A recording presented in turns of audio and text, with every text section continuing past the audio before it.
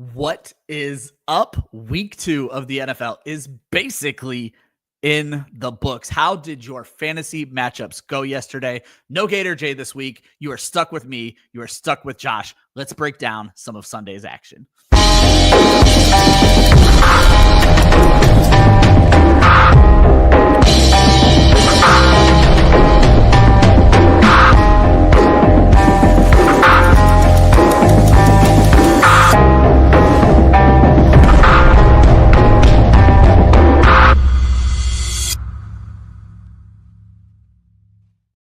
What is up? Welcome to Monday's Hangxiety, where we take all of the stress that you're dealing with in fantasy football. We air it out so we can all feel better as we continue with our terrible Monday. Ryan Weiss hosting today. Josh Hudson, how you doing, my friend? Hey, I'm doing great. Eagles are 2-0, so can't complain. Oh, we can complain. It was an ugly one, but I'll take it. We can complain, and we will complain, because I checked the show sheet to see if you were going to call them out. Since you didn't, I'm going to. I see everybody in the chat this morning. Good morning. We can rap a little bit about that. Yeah, exactly. Good morning to each and every one of you. If you guys need Monday Miracles, drop it in there. If you need lineup advice, drop it in there. I will remind you, subscribe. If you're listening on Google, or not Google, but Spotify or Apple, make sure you hit that follow button. Anything you can do to help support us, we greatly appreciate it, and we're going to do everything we can to support you guys during this fantasy football season. You're probably not going to need it on a Monday, but Super Chat is available. If you want to throw us a little money, we'll make sure we get you up on the screen right away. And also, Josh, we do have that partnership with Trophy Smack. Why don't you go ahead and let folks know about that? Absolutely. With the fantasy football season here, Trophy Smack is where you want to get all of your rewards. They have trophies, rings, championship belts, all designed to tell your league mates who the real champion is. And don't forget to show some love to your commissioners for the thankless jobs that they have. So hit the link in the description of this podcast and check out some of the swag that you can get for your commish, and let them know they're at least the second most important person in the league behind yourself. All of it is available at trophysmack.com/club fantasy.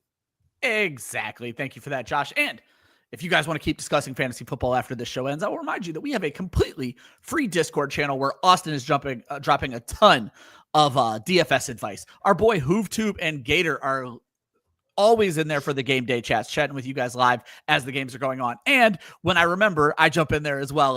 Hoov and I keep going at it about tight ends in the public, where we can all see each other fight about it. But Hoov is turning into the tight end guy. Josh, before we get started with the show, let's remind everybody what has happened so far in week 2. We go back to Thursday, the Green Bay Packers. This game was not as close as this score looks. 27-18 over the Commanders. That Green Bay defense looks right, almost like Micah Parsons knows what he's doing out there. Speaking of the Dallas Cowboys, 40-37 in a game that we will spend a little bit more time on, and an overtime game. 31-17, the Steelers lose to the Seahawks at home. Seahawks come across the country, win that game 31-17 on one of the more boneheaded plays you have ever seen in football. More on that later. Rams did what they were supposed to do. Titans didn't look as bad as I thought they were going to. Rams win 33-19. Bills beat down the Jets, quite literally. Justin Fields in concussion protocol, 30-10. Bills take that one. Patriots and Dolphins was a way better game than anybody expected it to be. 33-27. The Patriots managed that one. We're going to talk a lot about the Bengals and Jaguars, because it's probably the most important topic we're going to discuss on today's show. Bengals do hold that one out, 31-27. 49ers over the Saints, way closer, 26-21. Ravens destroy the Browns. This was expected, 41-17. Lions drop 52 points, 5 touchdowns from Jared Goff. I don't even think he made the show sheet. Bears only scored 21 points in that game. 52 points for the Lions was enough for the win.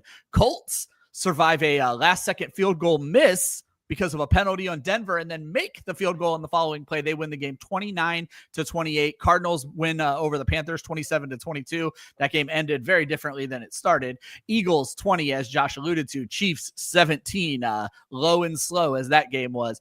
Ugly Sunday night matchup. Not what we got from the Bills and Ravens last week. 22-6. The Falcons beat the Vikings. And I mentioned that week 2's only almost over. That's because we have not one, but 2 Monday night games tonight. Look out for the Buccaneers and Texans kicking off at 7:00, and then the Chargers and Raiders kicking off at 10:00. If you are on the East Coast, no love for old men like me.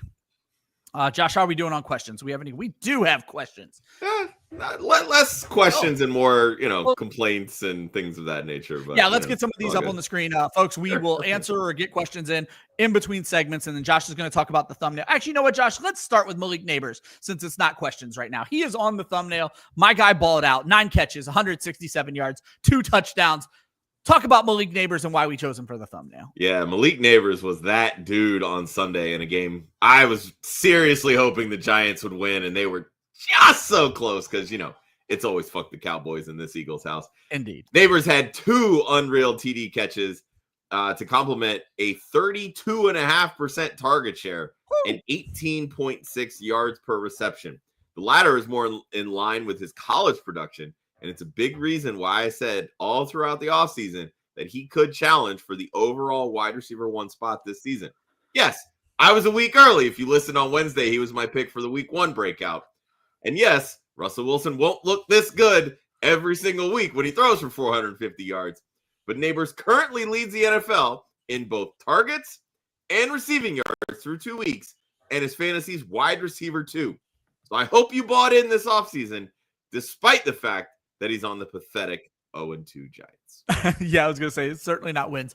Josh, we had a plethora of choices. We thought it was going to come down, because that Dallas game was fun. We thought it was going to come down to Russ or Dak, the winner. Then we saw that Malik Nabers second touchdown catch, and I said, no, it's got to be Nabers. He's good for the SEO, folks. But Josh, are we disrespecting Jared Goff a little bit here? I mean, look, sure, but I feel like he has at least one of these games every single year, and then we'll follow it up with like 3 interceptions and 1 touchdown. Like, that is the story of Jared Goff. And I do want to throw a little salt on our Wednesday co-host, Joe Zolo, who said on Wednesday that Jared Goff has never won a game when he didn't have Sean McVay or Ben Johnson in his ear. That is factually untrue, because heading into this week, he actually had 3 wins without either of those guys. Oh. And it was in the 2021 season, his first year in Detroit. The team, he went 3-10-1 as a starter. So, again, not great by any means, but, this being that first win, kind of the monkey off his back, I'm not holding too much weight on the whole Jared Goff thing, simply because this was an emotional game. This was their offensive coordinator coming back. Yeah. They were fired up for this game. I mean, literally the entire stadium was chanting, fuck Ben Johnson. Like, hilarious. Feels a little aggressive. Like, he was the hotshot commodity. You should not have been mad that he left. You should be happy. But I also understand the Bears are a rival, so you can be upset about that. Yeah. It is what it is. But I thought Ben Johnson handled himself very well in the post-game press conference when they asked him about running up the score, and he said, what was he supposed to do? Like, Dan Campbell is who Dan Campbell is. Like, and you know what? Ben Johnson would have done the same damn thing. So, I'm happy he didn't call himself a hypocrite there. Yeah, no, I love that. Let's wrap this thing back up on Malik Nabers, just because that was the segment. Josh, you hit on something I wanted to hit on, and again, it's giving you kudos that we said the Malik Nabers that we saw last year is not who Malik Nabers is. And now that there is competent quarterback play, we may see yardage that it's more in line with guys like Justin Jefferson and Jamar Chase. Yeah, I mean, and that was his college profile. And it was literally the same thing that I've talked about over the years with Jamar Chase, because we talked about Jamar Chase's rookie season, missed a few games, but had 18 yards per reception. And then for like 2 straight years, fell back down to earth, was in that 11, 12-yard range. And everybody was like, oh, why are the Bengals turning him into a possession wide receiver, et cetera, et cetera. It happens. Sometimes offenses evolve. Like, look at the injuries that that Joe Burrow has faced over the years. We're going to talk more about that here in a second, right? Like, things change within an offense, and sometimes you have to roll with the punches, and you just have to use your best player with what makes sense for the offense at the time. They did not have a quarterback last year that could push the football downfield. Or maybe they actually did and just didn't know how to use Daniel Jones. We can kind of talk about that a little bit later. But, like, Russell Wilson throws a beautiful deep ball. That's something he has always done throughout his entire career. Jackson Dart was one of the best deep ball throwers in college football in 2024. Yeah. This offense wants to throw the ball downfield. That is what Josh Allen did so well with Brian Daboll in Buffalo. That's what got Brian Daboll this job as the head coach of the New York Giants. This offense needs to be able to push the ball down the field. Wan'Dale Robinson finally learned how to go down the field because there's competent quarterback play. So, yes, this is well within the realm of possibilities. Malik Nabers getting down the field with these types of explosive plays, he should be a staple in DFS lineups. And I sure as hell hope that you spent a first, maybe even a second round draft pick to get Malik Nabers on your team. Love it. Let's get to the comments here. And Josh, I might do a show scheme change because I think chill the fuck out is going to need to come after the injury segment because I think it's going to make more sense there. So we're going to move some things around there live on air. George 0-2 got a Odunze. Forgot that his opponent's receivers become Randy Moss. Josh, this was my week. 1, I made some terrible lineup decisions, but 2, the amount of leagues I faced Jared Goff in this week is just awful. There was one league I actually benched Goff for Tua. Oh, I did. And so that came out great. Let me tell you. No, and there was one that because I'd been talking up DK Metcalf all season or all week, and I have both Odunze and Metcalf. Literally 12 o'clock on Sunday. I'm like, you know what? Let me flip them. I got to stay on. I got to make my pick. This is what I've been saying. And again, I like Odunze, and I liked all my other wide receivers too. But yeah, I think I ended up winning that league, so it didn't really matter. But points in the grand scheme of things always matter at the end. So I played a guy who had one of the worst fantasy drafts I've ever seen in my life this week in my home league. His name is Greg. Greg, you're getting shout out on the big show now.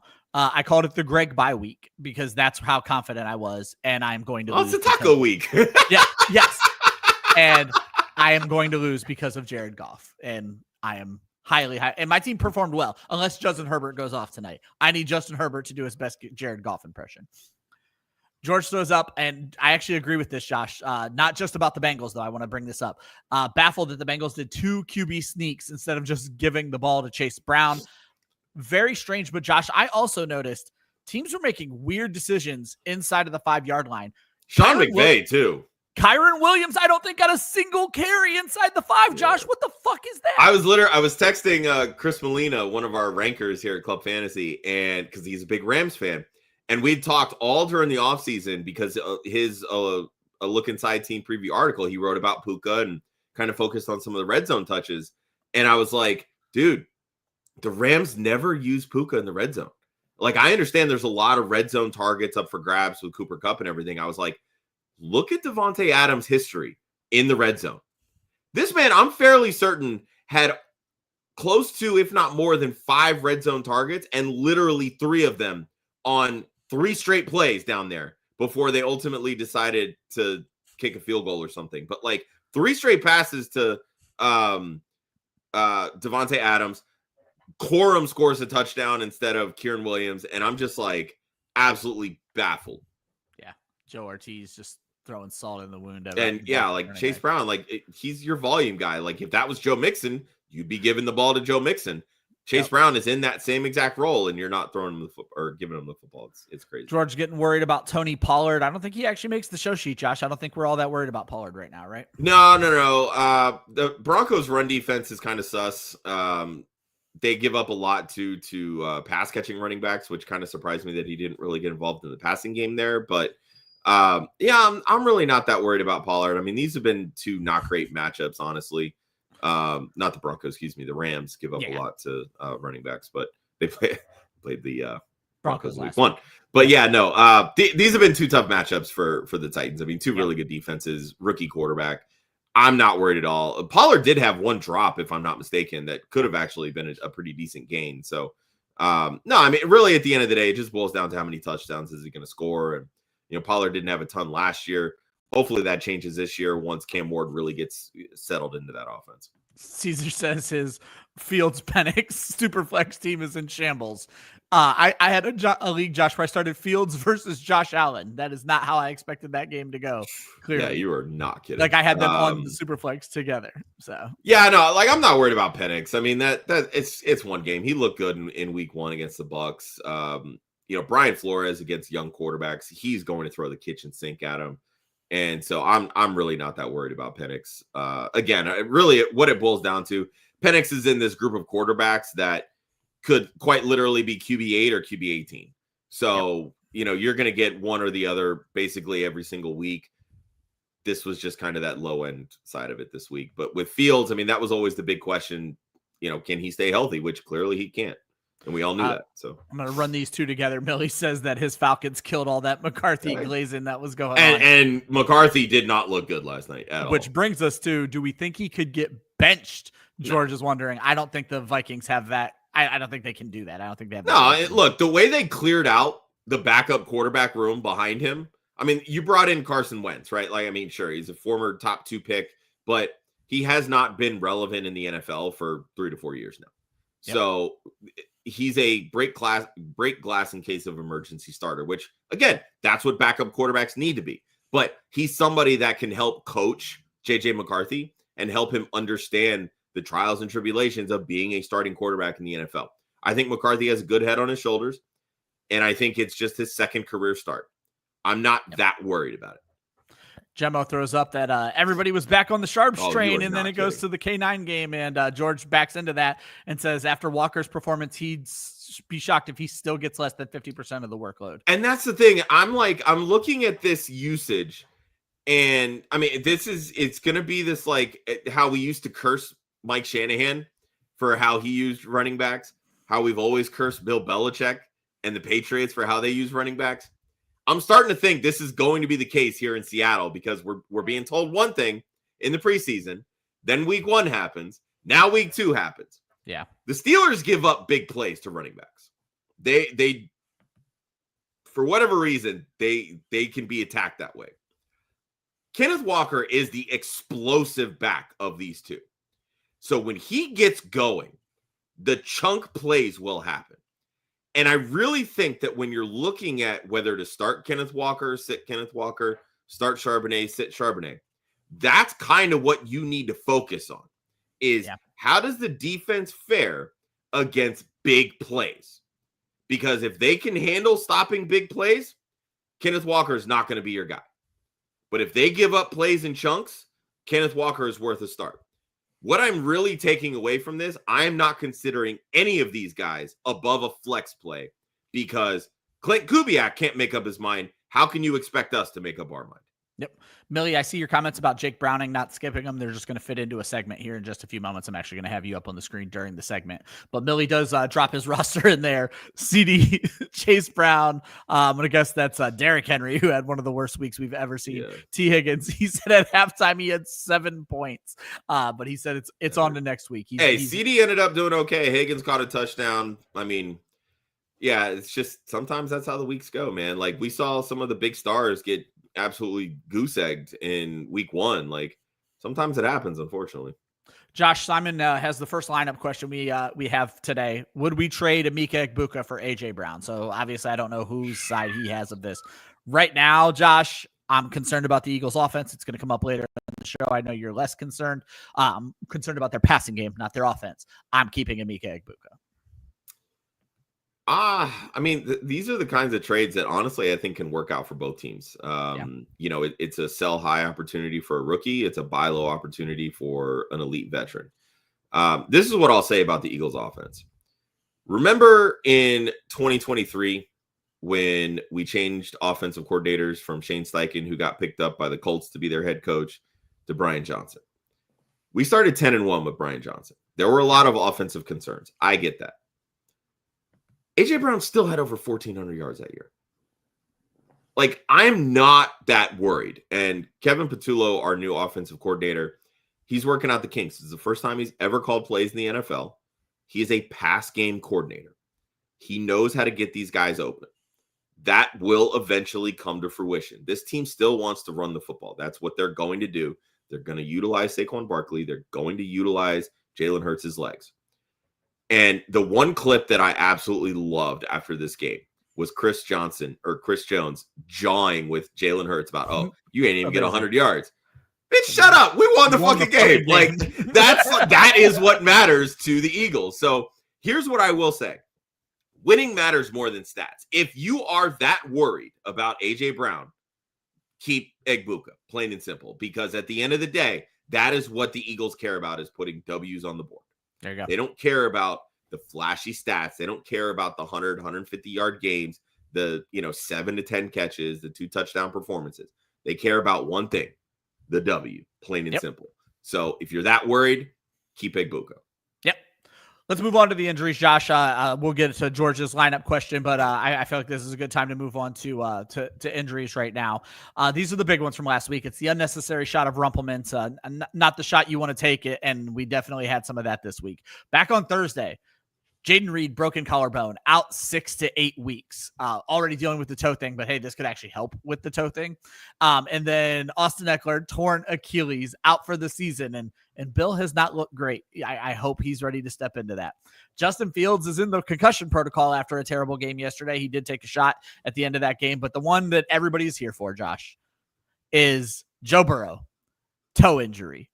Looks like it's going to be a grade 3 turf toe, and it could miss up to 3 months. They announced today he is going to get the surgery. He is out indefinitely.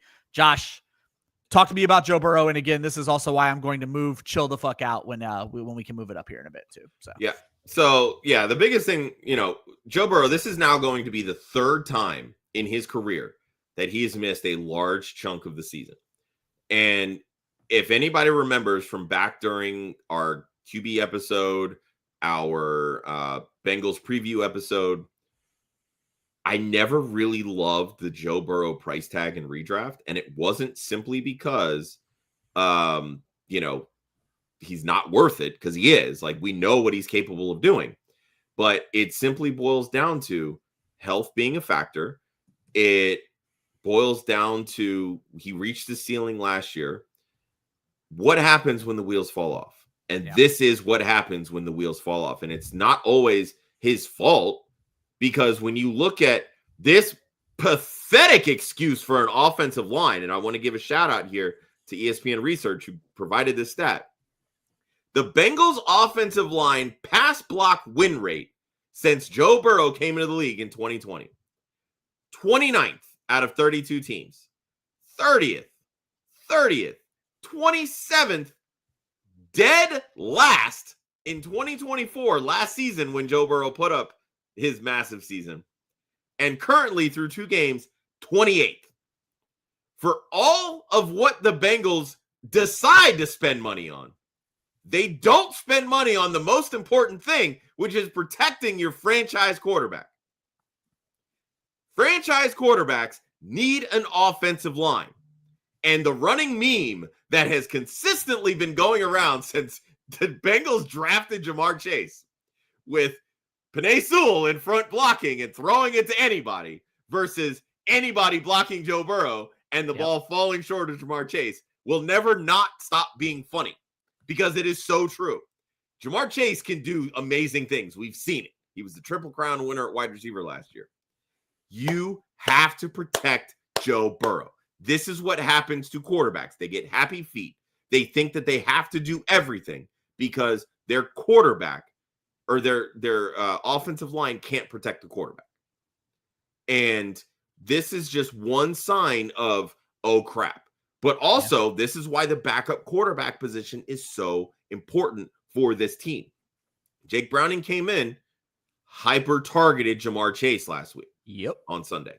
Like, 34.4% target share and 53% of Jake Browning's passing yards went to Jamar Chase, which was a far cry from what it's been when Jake Browning traditionally comes into the game. With Jake Browning, Jamar Chase averages just over 12 fantasy points per game. That was not the case Sunday. The flip side to that, T. Higgins averages over 15 fantasy points per game with Jake Browning. Did end up catching a touchdown, which is great.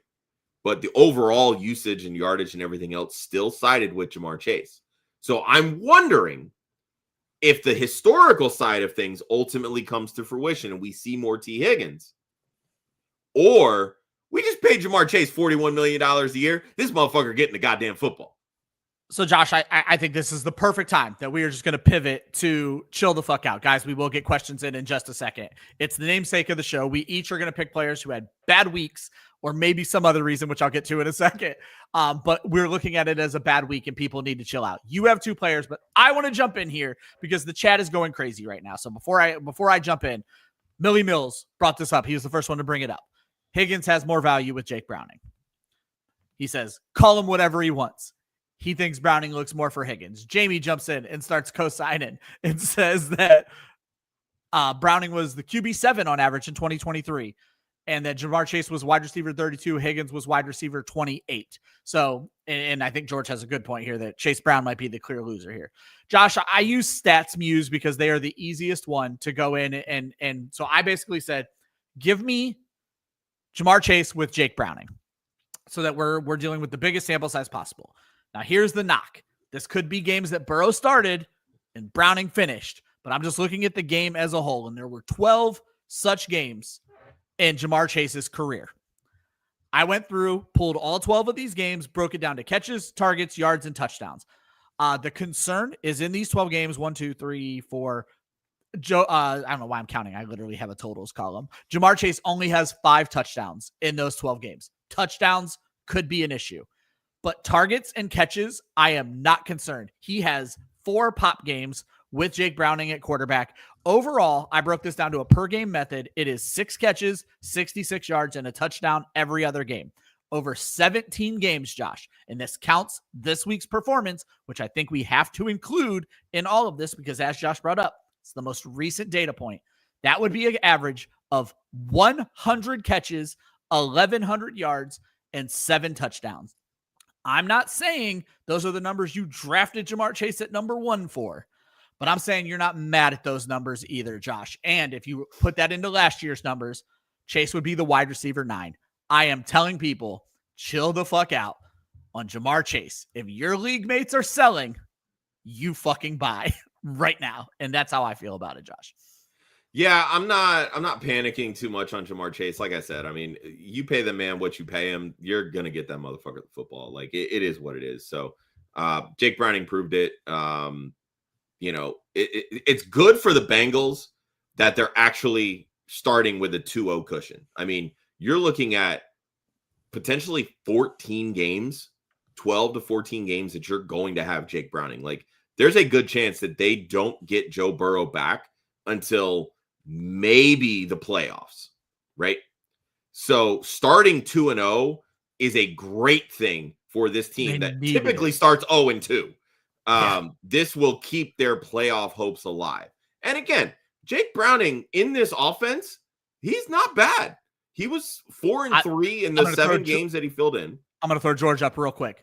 Not happening. They are not trading for a quarterback. They like this guy. They have had him here for so long.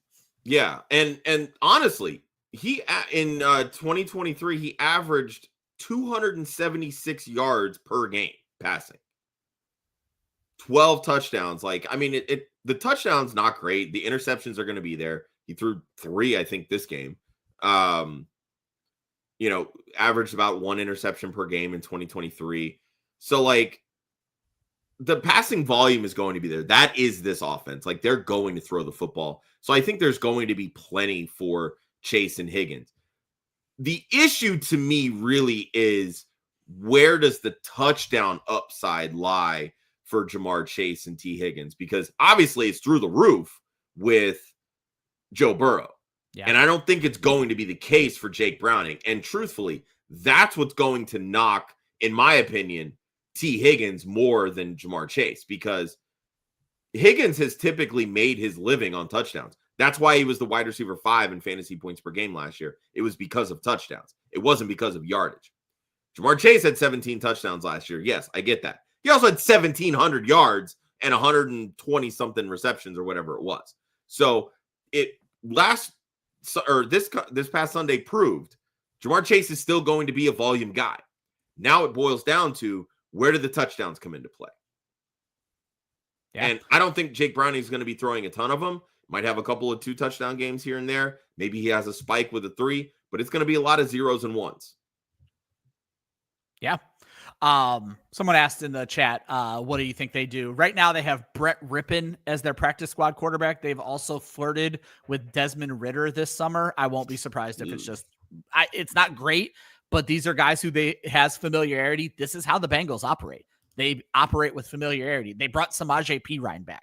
This is what they're going to do. They're going to go for familiarity. So again, and I think the chat brings up another good point though. don't freak out about T. Higgins either. It seems like they're going to be fine, folks. If your league is selling, buy. I'm bought in on, especially if you can buy in at a discount. That's what I'm saying. Oh, let me be clear. Yeah, don't pay top dollar if you don't have to. Josh, you got two more players that did not have great weeks that people should chill the fuck out on.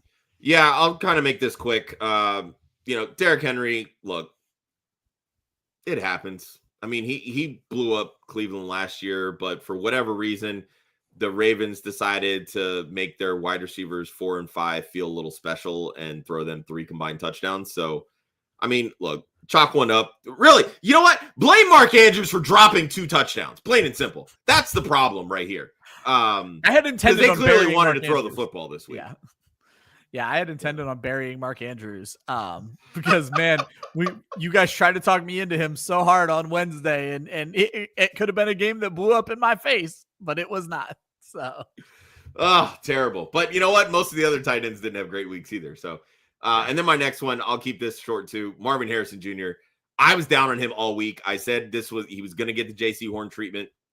He did nothing. I think he was wide receiver 38 on the week, but you're still talking about a wide receiver 1 in an offense. The biggest thing really that worries me is the fact that he's only seen 11 targets through 2 weeks. Exactly. Like, it's not that he skunked in week 2. It's that fact right there. This offense still looks bland. They have no game plan for getting him involved in the offense. I still think better days are ahead, but these have been 2 pretty easy matchups, and we really haven't seen like a spike for Marvin Harrison. But, maybe you can use the touchdown of week 1 to move off of him. I still think he's going to be fine. He's going to end up being a top 24 wide receiver this season. There we go. Josh, let's catch up with some things here. So George has been waiting.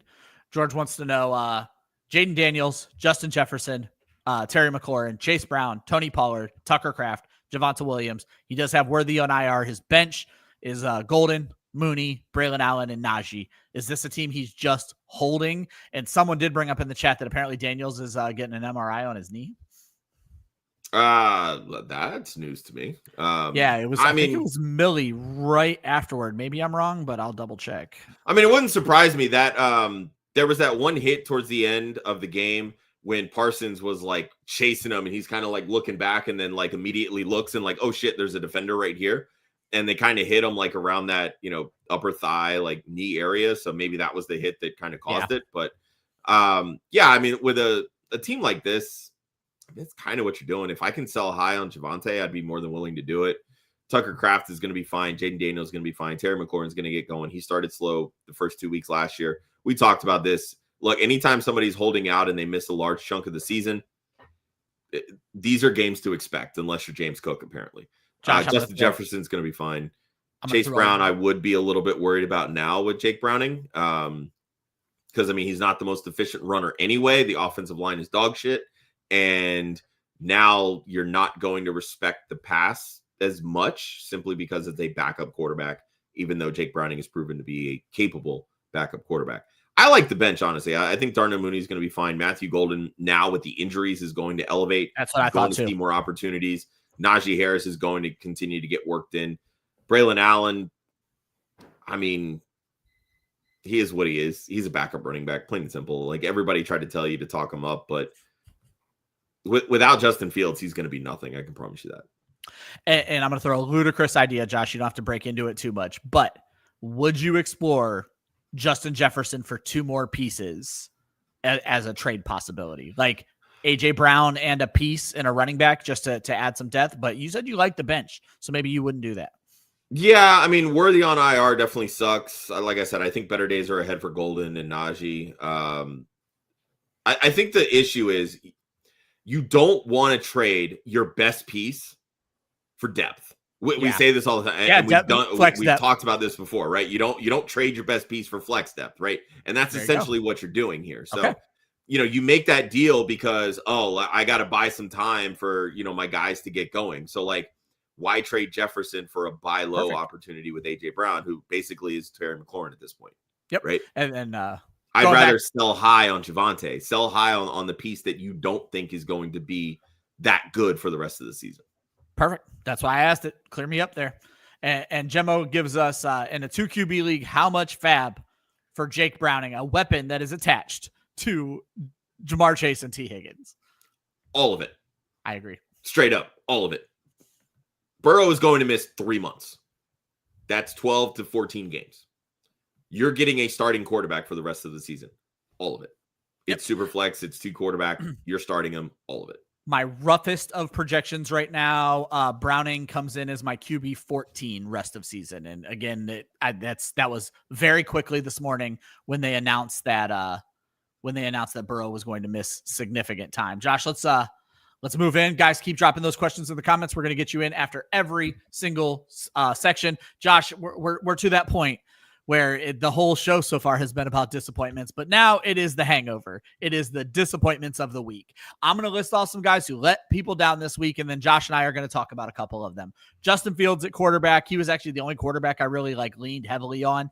Breece Hall, Zach Charbonnet, Caleb Johnson, Cortland Sutton, Travis Hunter, Khalil Shakir, Mark Andrews, obviously, but he wasn't the only tight end. Colston Loveland gave you a goose egg. Hunter Henry did not live up to Stream of the Week hype. Josh, it was not a very pretty week for some pretty big name players, and you got 2 more that you want to talk about.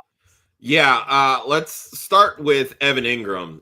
If you listen to Club Fantasy at all during the offseason, especially during our Denver Broncos preview and read Ryan's article on Evan Engram, we would have told you that his draft price was insanely too high because he's never been a high-volume touchdown guy. He's been a high-volume tight end target. But here's the problem.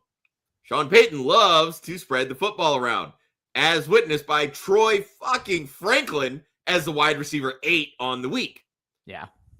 Evan Engram has 6 targets through 2 games and scored a whopping 7.3 fantasy points through those 2 weeks.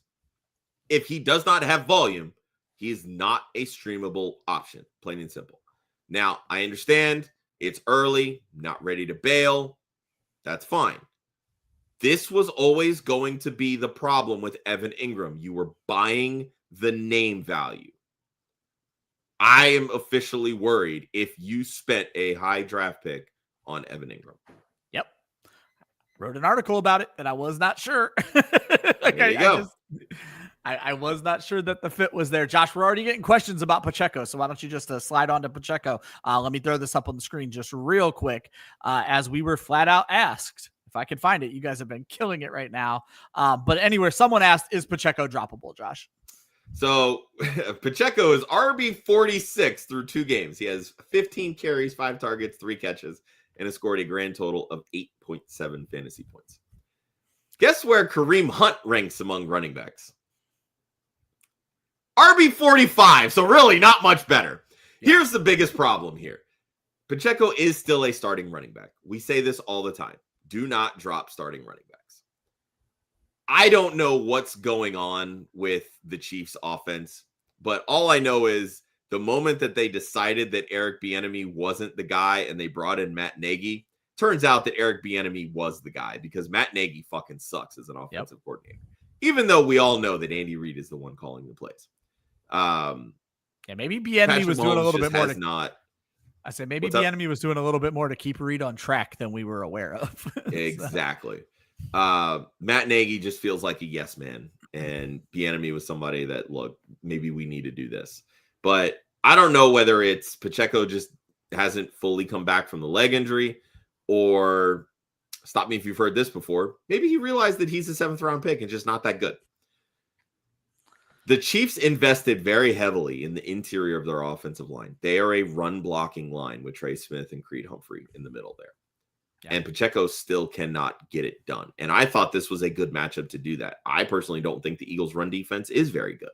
So the fact that he scored, 3-something fantasy points this week, that's not great, dude, at all. Like, there's a legitimate problem here. I'm still probably holding him because really at the end of the day, what running backs are going to be on waivers that you can grab? Yeah. And I think that's the biggest problem. But the Chiefs were a Super Bowl team. They're going to face a first place schedule. They've had some tough matchups. Who do they have this coming week? The Giants, I think. Cowboys. I've not glanced at week 3 schedule yet. I'm sorry. So, there's a chance that Pacheco bounces back because, look, Patrick Mahomes ain't losing 4 games in a row. I don't know. I was not really that surprised they lost 3 in a row simply because, again, the Eagles were there twice. But Mahomes ain't losing 4 in a row. Like, if that happens, like, the wheels have officially come off and the Chiefs are truly in trouble. But no, yeah, Pacheco's definitely in some danger, but I'm not cutting bait on him just yet unless I'm in like an 18 league. So, Josh, I couldn't start this section without talking about Kaleb Johnson because, wow. I'm not just going to talk about the kickoff thing, which was one of the funniest things I've ever seen in my life. 2 carries for -1 yards and 0 targets in the passing game over 2 weeks is not the way you want to start. There are people asking questions about Kaleb Johnson. This is independent, certainly of dynasty. I am worried slightly for redraft, but Josh, the kickoff thing, one of the funniest things I've ever seen. And if I remember correctly, Josh, I know you're a baseball fan, so you may remember, didn't O'Neal Cruz have a ball this year that sailed over his head in center field and he didn't go for it? And like, it was like all this fuss about it. I could be wrong, but I swear it was O'Neal Cruz. And if I don't remember that, but if it was, that's Pittsburgh watching players give absolutely nothing twice this season, which is rough. You got to know the rules, but Josh, that was hilarious in all the wrong sorts of ways. Yeah, definitely. I mean, the thing with the kickoff rules, this is what I will say. They literally changed this rule this year. So I think that you're going to have a lot of instances where not everybody is. There won't be any more. Oh, yeah. And that's the thing. All it takes is one blunder like this for every team to be like, we're not going to be the next one to do this. So y'all better learn this fucking. It takes Donovan McNabb one time saying, I didn't know games could end in ties for people to stop saying shit like that. Exactly. So that's my biggest thing with the kickoff. But Caesar did bring up, and I do think his dynasty value is independent of this bullshit we're seeing right now. Yeah. Is he a buy low candidate? Because he is kind of a running joke in the league right now. I will say I've gotten a couple offers for my Kaleb Johnson shares. And I'm like, look, I'm not giving up on the guy after one game. Like, and that's what it was before this week, right? Yeah. You know, you don't love the 2 carries in week 1. I think he only had, 2 carries this week as well, or 1 carry in 2 weeks or whatever it is. Here's the fact of the matter. We're dealing with Arthur Smith, and we've seen this before. Like, it's not, they're going to realize very quickly that Kenneth Gainwell sucks. Yeah. I'm sorry. Like, I lived through Kenneth Gainwell for 4 years in Philly. Kenneth Gainwell is nothing special. And even a good running scheme is not going to make him look any better, plain and simple. Right now, he is starting and getting work over Kaleb Johnson because he knows pass protection, because he can pass block. We talk about this all the time. Young running backs, when you want to get on the field, pass blocking is essential. You have to be able to show your coaching staff that you can pick up a blitz.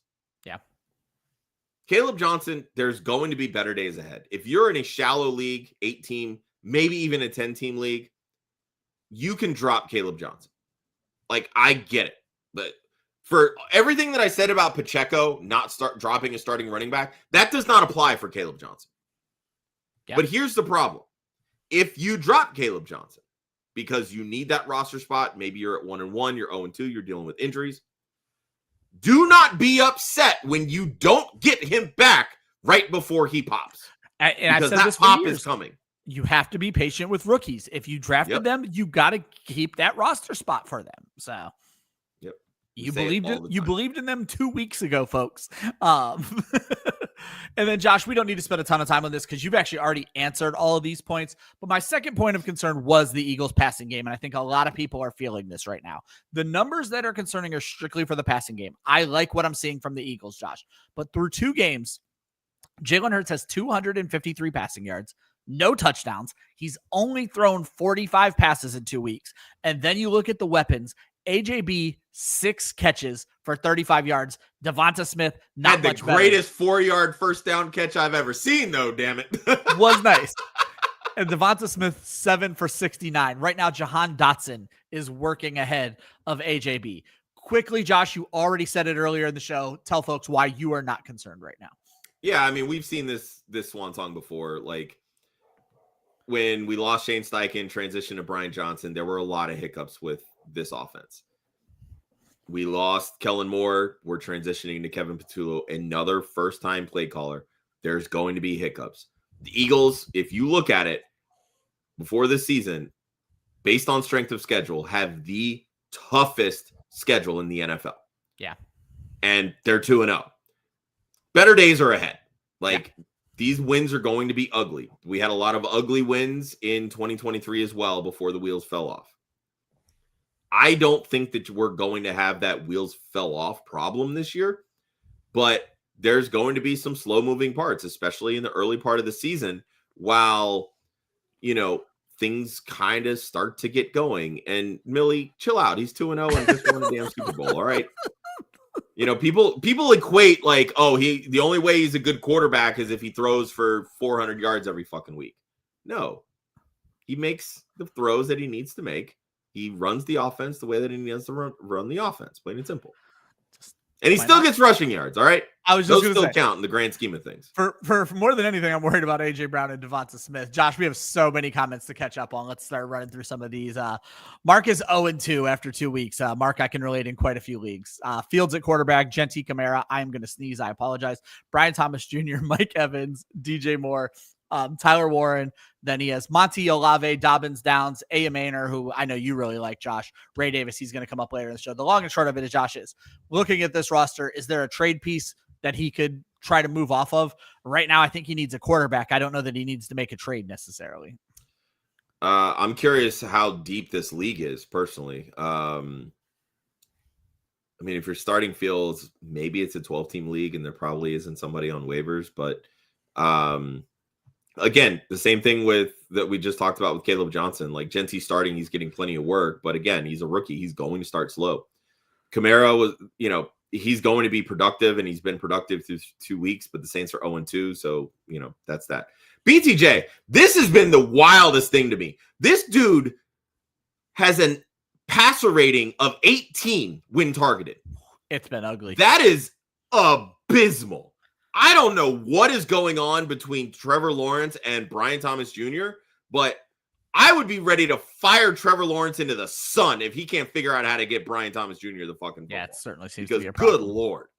Mike Evans is going to be fine. DJ Moore, I will say, I'm a little worried about him just with how well Odunze is popping off. Tyler Warren's going to be great. Monty scored a touchdown this week. I think he's a fine flex play. Olave's okay. Dobbins is fine. Downs, I was never a huge fan of. Ayomanor, I do like.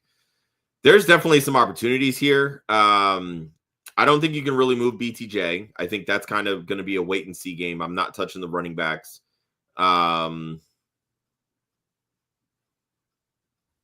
Geez. Look, you can find tight ends. If I can move Warren for a high price, I'm willing to do it, unless this is a keeper league. Mike Evans, I'm fine moving Mike Evans, honestly. If you can get a decent price for him, that would be somebody I would be okay trading for flex depth, right? Trade Evans, get a couple of pieces. Maybe you can get a running back with some upside. You can get another wide receiver, because you can always find wide receivers that pop on waivers. There you go. But I'm not going to trade the elite guys like a Jefferson. When I brought that up on that other question, this is a very similar team and a similar question. Evans, I would do that for, right? Tyler Warren, like I said, we can stream tight ends. If somebody's willing to pay a high price to get Tyler Warren, I would make that move. Everything else, I think you just kind of got to hold. Look, you're going to be finding a quarterback on waivers this week anyway, with Justin Fields being out. So Mr. Magic wants to know if he should be worried about any of these guys. Josh, we kind of addressed all of these. We didn't really talk about Henderson. I'm not worried about anybody on this list. Maybe Chase Brown, but I'm not ultra worried about Chase Brown. I'm worried about RB1 Chase Brown being an RB2. Yeah, and that's kind of the big thing with Chase Brown. The efficiency is just not there, plain and simple. And that's kind of what we've talked about. He's simply a volume play. Hopefully he scores touchdowns, and that's the biggest thing. Henderson, actually, this is a really interesting stat that I found. I think it was from one of the guys over at Fantasy Points. Fantasy points per touch. TreVeyon Henderson is RB9. Oh, wow.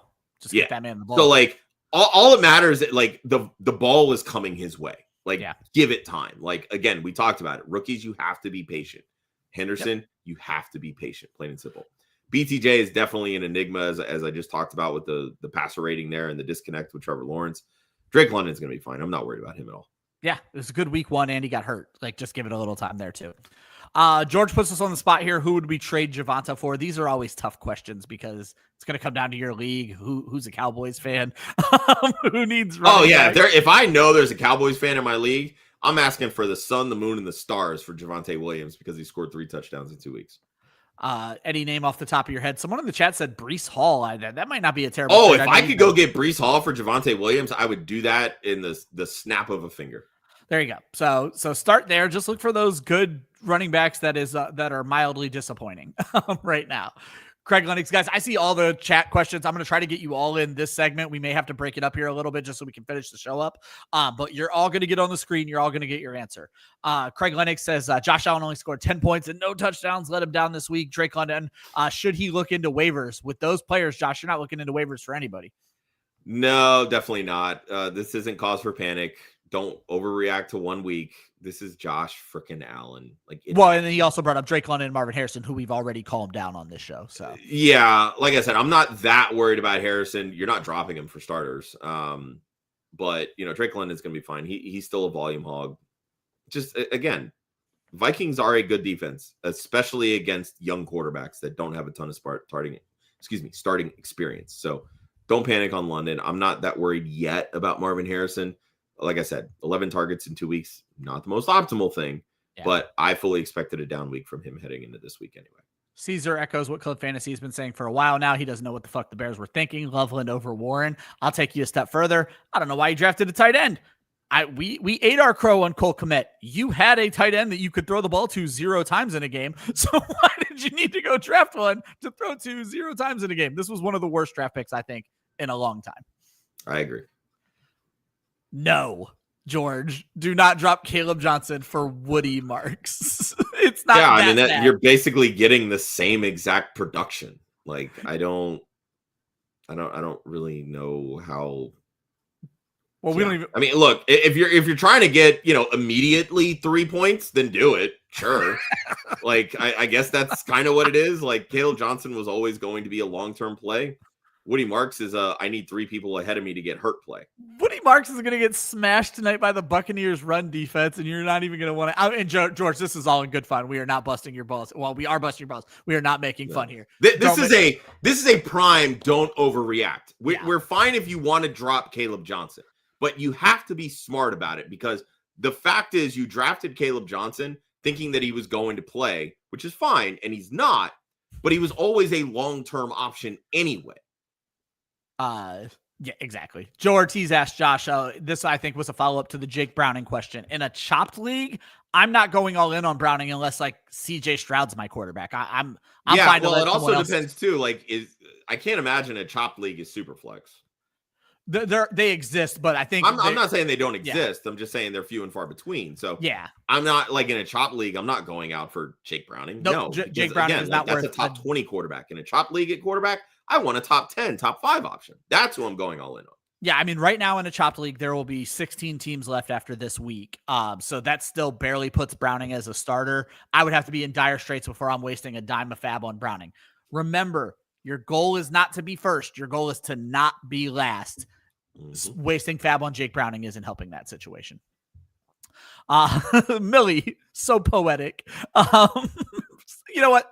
It's fine for this show. Sutton fucked him with no lube this week. Should he be looking to trade Cortland Sutton? Josh, I'm not going to say I'm not worried about Sutton because we saw Mims and Franklin so involved, but I think in the long run, it's going to be a little bit of a transition period. This is going to open things up for Cortland Sutton. Yeah, the last time that I panicked on Cortland Sutton and I said he's droppable. Oh, I remember. We called him a goose egg against the Saints and then finished the season as a top 12 wide receiver. So I'm not panicking on Cortland Sutton. The downside to rostering Cortland Sutton is exactly what we saw. Sean Payton hates us, plain and simple. They will spread this football around. So Sutton is going to be the most consistent wide receiver on the full season. But you are going to get random spike weeks from the wide receiver 3, the wide receiver 4, the wide receiver 5, the tight end, the running back, whatever. We saw it this week with Troy Franklin. Him and Bo Nix have a connection going back into college. He was good. He got his cake this week. All right, cool. Yep. Next week might be Sutton. Marvin Mims caught a touchdown this week. Still hasn't seen a ton of volume, but he's getting involved. Yep. Courtland Sutton is still the best piece of this offense that Without you want. He's a wide receiver. And they're not running the ball at all. Yeah. So. Like he's a wide receiver too. You start him, but that's kind of when you have to be like, all right, when I'm in my flex, I think I need that high upside because I don't know if you're going to get consistent volume with Sutton or if I'm going to get the wide receiver 76 in that given week. Quincy, we brought it up earlier in the show. We're not panicking on Henry. It's a bad game. And someone said it so great in the chat. A good Henry game makes up for a bad Henry game when he gets you a win in about a week. Adam actually jumps in on the Courtland Sutton thing, Josh. Someone offered him Sutton and Debo and Laporta for Egbuka and Tyler Warren. So he's bringing in 3. I guess the real question is Sutton Debo worth Egbuka? We obviously don't care about the tight end part of this question. So. Yeah, the tight end's kind of a wash. And honestly, I think Warren has a lot more upside than Sam Laporta anyway. Yeah. I mean, is Egbuka worth those 2? Probably. I think I'd rather just hang on to the rookies, truthfully. Yeah. Debo's going to come back down to earth. Like, Debo is spiking because he's had the rapport. He's been able to build the rapport with Jaden Daniels, and Terry McLaurin is still getting going after missing all of training camp due to a holdout. Adam lost Joe Burrow. So he has Burrow, Chase Brown, and Jamar Chase. Should he sell one of the Chases? Adam, if you go back to like the 30-minute mark of the show, I was very adamant, do not sell Jamar Chase. But we did say we're open to Chase Brown, Josh, if the right deal is out there. Yeah, if you can move Chase Brown, I'm open to it. Again, I'm not like super sell low. Like I'm not going to trade him for like Javonte Williams. But if I can maybe pivot from Chase Brown to Breece Hall, I would do that. Yeah. If maybe you can go from Chase Brown to Bucky Irving or James Cook, I would do that. Yeah. I say Breece Hall in a piece even. All right, guys, get those questions in. We are about to run into the last segment of the show. We'll talk a little bit about Monday Night Football. But before we do that, I'll remind you, we answer every question on the show. If you want to not have to wait around for your question, we do offer Super Chat. You throw us a little bit of money, you move to the front of the line. But more importantly, if you appreciate what we're doing here, we certainly appreciate you guys in the audience. Make sure you like, make sure you subscribe. If you're on Apple or Spotify, make sure you hit that follow button. Anything you can do to help us grow so we can keep giving you guys this wonderful content. Josh, one last time, let these folks know the partnership we have with Trophy Smack. Absolutely. The fantasy football season is here, and Trophy Smack is where you want to get all of your rewards. They have trophies, rings, championship belts, all designed to tell your league mates who the real champion is. And don't forget to show some love to your commissioner for the thankless job that they have. So hit the link in the description of this podcast and check out some of the swag that you can get for your commish, and remind them who the second most important person in the league is. That's you. All available at trophysmack.com/club fantasy. Boom. And I'll remind you guys, if you want to keep discussing fantasy football after we leave this show, join the Discord. Link is in the description of this video. It is a completely free Discord. Just a great community of people here at Club Fantasy. A lot of our writers are in the chat. A lot of our writers do the game day updates, DFS, all that kind of stuff, and a lot of other really cool people like yourself. As I mentioned, last segment of the show, a little bit later than we like to get to it, but it is the good stuff. We spent a lot of time on this show on the bad stuff, but there was some really good stuff this week. It's the shot of espresso, the quality performance that got us going. The list for this week, Josh, obviously, Jared Goff, Russell Wilson kick off that list. Hell of a week for Drake May as well. Ahmad-Ra St. Brown, obviously Jamar Chase, Jonathan Taylor, Wan'Dale Robinson, James Cook, Kenneth Walker, Javonte Williams, and I had to throw Troy Franklin on there, even if it is just a 1 week thing. But Josh, you have 2 players, one of which, if I know you well enough, Josh, you wanted to get this guy into the waiver show and could not get him onto the waiver show. And then he pops and you are full of regret right now. Yeah, it was funny because right after we did waivers last week, I said 5 minutes after the show how did we ended. not talk about Elic Ayomanor? Because that, like, the production definitely didn't pop last week. But when you look at the target share, first read target share, the signs were there that this kid was about to pop. And he popped this week. Caught that touchdown on the most dangerous throw a rookie quarterback can ever make, throwing across his body, which, mind you, was like 30 yards across his body, like a super dangerous throw. But that's Cam Ward. That motherfucker don't give a fuck. I loved it. I love everything about this kid. But Ayomanor, and I found the stat from Ryan Heath over at Fantasy Points. Their first 2 career games, Ayomanor's market share of the team's receiving yards, 31.9%. That is the second highest of all time. The highest being Puka Nacua at 39.6% in his first 2 games. Everybody always talks about, got to find the next Puka Nacua. Who's the next Puka Nacua? It might actually be Elic Ayomanor. Just saying, it might. He's playing the X in this offense. He has a veteran opposite him and Calvin Ridley that can draw a lot of additional coverage. Ayomanor is going to get a lot of one-on-one coverage. He's not going to get double teamed. He's going to see a lot of opportunities. And this is the same Ayomanor that absolutely destroyed Travis Hunter in college when Stanford played Colorado. This kid is extremely talented. There's room for him to be a quality wide receiver in the NFL. If you are in 12-team leagues or deeper, he 1,000% needs to be on your roster. I love that. And then I want to give a shout out to Austin Amendola, who was loving him some Odunze, but also called the Dyami Brown touchdown, which almost was 2 touchdowns, I think, later on in the game. But Odunze, Josh, did have 2 of those. Yeah, 2 touchdowns this week, 3 touchdowns in 2 games. He is currently, through 2 weeks, the wide receiver 4 and averaging 23.8 fantasy points per game. Meanwhile, the real quote-unquote wide receiver 1, DJ Moore, is at wide receiver 48, averaging only 9.1 fantasy points per game. This was always the fear when you spent that 100%. I would say high, but not really high draft pick on DJ Moore, was that Odunze was coming and he might take this role. But that's also why they were kind of like bunched together in ADP, similar to Rashee Rice and Xavier Worthy. One of them was going to take that role and you were going to get a screaming value. And the other one might pay off, but might fall back down to earth. So if you chose wisely on Odunze, you're feeling really damn good right now because Caleb Williams has been looking his way a ton. He looked his way a ton last year. He was just every throw was off target, and it was so bad. They're connecting this year. And let's be honest, this Bears defense sucks. They don't have a good pass rush. And if you can't rush the passer, you're going to get behind. What does that mean? You're going to throw the football. Ben Johnson has never been afraid of throwing the football. Caleb Williams has certainly never been afraid of throwing the football. There's going to be room for a top 10 season for Odunze, and I hope you got in on that bandwagon. There you go. Josh, if I have the opportunity, I am talking about my guy, Wan'Dale Robinson. I made the joke. I used to be someone who hated short guys at wide receiver, but for some reason I have latched on to Wan'Dale. He is the wide receiver 8 in fantasy football right now. He is on pace, Josh, for 153 targets. He had 140 last year. He was always being underdrafted, but more importantly, and you kind of hit this note, Josh, when it came to Malik Nabers, 17 yards per catch for Wan'Dale Robinson this past week. That doubles what he did last year, folks. And this was the most wild stat that I researched this morning, Josh. This is Wan'Dale Robinson's first 100-yard game since week 11 of 2022. It has been 2.5 years since Wan'Dale Robinson recorded a 100-yard game. That was actually his last game of that season. He went the entire 23 and entire 24 season of not putting up a 100-yard game, Josh.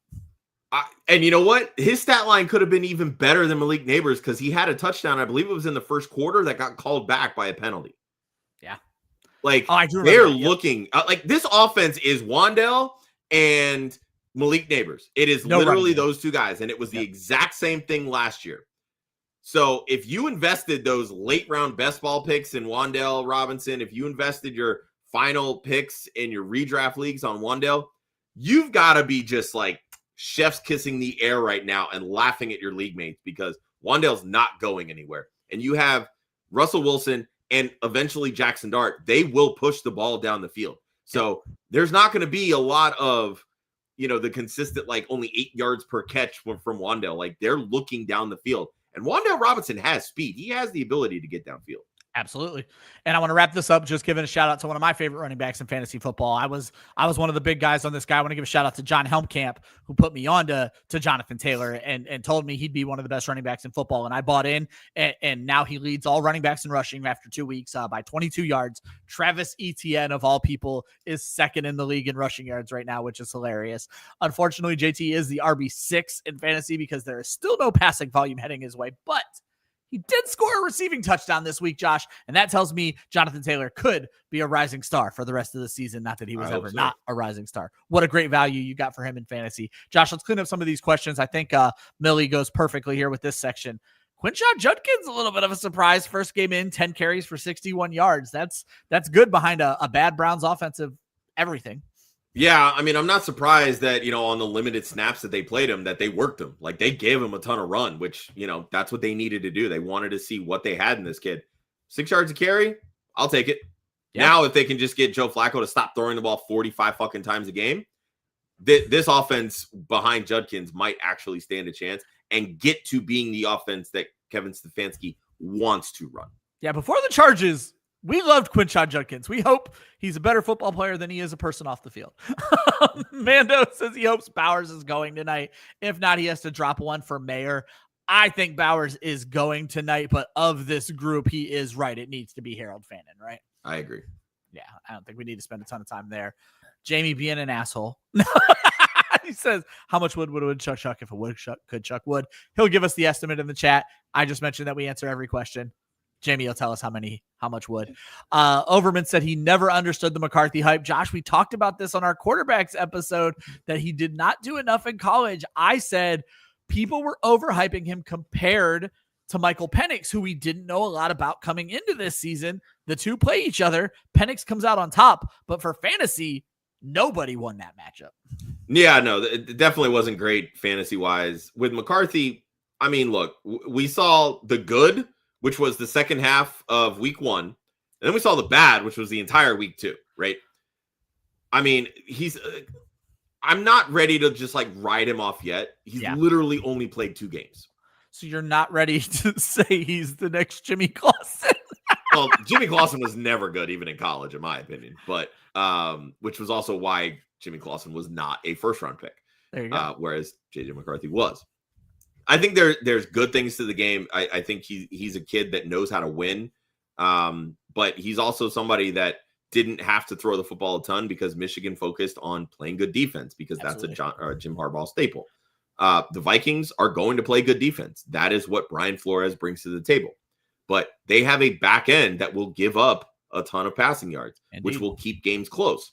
So McCarthy is going to have to learn to rely on the Justin Jeffersons, the TJ Hawkinsons. It doesn't help him early that he doesn't have Jordan Addison for 3 games. It also doesn't help him that Aaron Jones consistently tweaks a hamstring. Yep. And now they have Jordan to rely Mason on hasn't Jordan looked Mason. like the truth. Exactly. So, the depth behind him at running back is definitely slim when they lose Aaron Jones because Jordan Mason is going to be asked to do everything. And I don't think he's a do-it-all back. So, again, you're going to have some highs and lows with J.J. McCarthy. It's, for all intents and purposes, it's his rookie season. Yeah. Rookie quarterbacks take time to develop, plain and simple. The one thing he's doing weird that I would not have expected, he is not throwing to the running back. I think 4 RB targets this season, which is... Yeah, and I mean, even if you look back to the college film, and I've seen a couple people on Twitter kind of talking about it, he struggles throwing to his left. Oh. And that's been a consistent problem, even through 2 weeks. So interesting. If you can't clean that up, then he's going to have a lot of problems, and defenses will figure that out. Because if Twitter analysts can figure that out, defenses already knew it. You're going to see both safeties lining up on the right hash. Yeah. Nick also wants to thank the fantasy community for underrating James Cook. This is one of those situations, Josh, where the holdout played into smart fantasy managers' hands. So. Yep. And that's why, I consistently had him in my top 10. You did. I was I'm not worried. Never back yes, off. The touchdowns will regress, but the receptions will probably go up. Well, guess what? Touchdowns still haven't regressed. He has 3 touchdowns in 2 games. Yeah. He is on pace for, 24 touchdowns this season. Yeah. So. And then Jamie lets us know that it's 34 cubic feet of dirt or 700 pounds of wood that a woodchuck would chuck Josh, let's get out of here on the Monday night game. Gator gives us a gamble. He was not able to join the show. If you guys want to sign up, Josh, if you could try to throw the banner up here in time, you could still get into Underdog if you've never used Underdog before with promo code WOOF, WOFF. You'll get a free pick and a first-time deposit match up to $1,000. Gator looks at these games. He's actually going to have an article dropping just after the show. I just have to go hit publish on it. But his favorite pick for this week, after he only got one right last week, 2 games tonight, Tampa Bay at Houston, Chargers at Las Vegas. He says Ashton Jeanty lower than 67 yards. It was not a supremely great performance by Jeanty last week, and he believes the Raiders are going to be playing from behind in this one, Josh. Not going to play real well for Ashton Jeanty. Yeah, I mean, I don't hate it. Just looking at the Chargers and their run defense, that, again, this is what Jim Harbaugh likes to do. He will stop the run. And it's a far cry from when Brandon Staley was the head coach, when you could run all over the Chargers. This is not that same Chargers team. Very tough run defense. Jeanty's going to have some problems this week. So, yeah, I like that lower on the 67.5. As I mentioned, Jay's article will be dropping on clubfantasyffl.com probably in the next 15 minutes after I get us out of this show. We'll also have a screenshot of his picks going out on the Discord along with the article. Hopefully you guys enjoyed what we did for you today. Like, subscribe. Guess what? We're doing it again tomorrow. It's Wiretapped with me and Josh, where we break down the hot waiver wire picks. We'll talk to you about who you should cut, who you shouldn't cut, who you should go out there and add. That is tomorrow at 11 o'clock. But guess what? Tomorrow there's not one, but 2 shows. Our WOOF podcast simulcasted here on the Club Fantasy channel from Sam Holt and Derrick Tate, sideline banner. That's 10 p.m. and they'll already be looking ahead at week 3. So you get waivers in the morning, week 3 preview at night. We are doing it for you here at Club Fantasy. Thank you guys so much for riding with us on this show. Again, next time you'll see us, waiver show tomorrow. Everybody have a great day. Hopefully you get your Monday miracles. Have a good one. Peace.